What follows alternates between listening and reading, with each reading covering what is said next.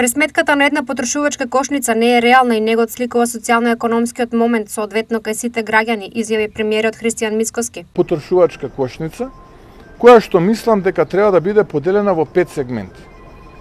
Потрошувачка кошница за самец, потрошувачка кошница за млад брачен пар, за трочлено семејство, за четиричлено семејство и потрошувачка кошница за пензионери.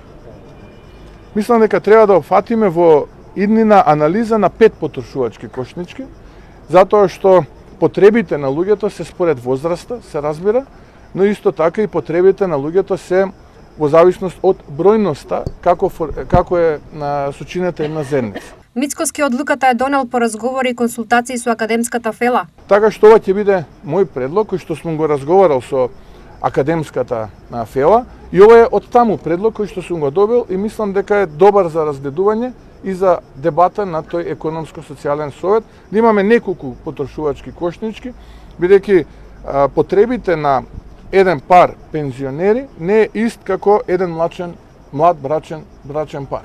Или пак на трочлено и четиричлено семејство, или пак на самец.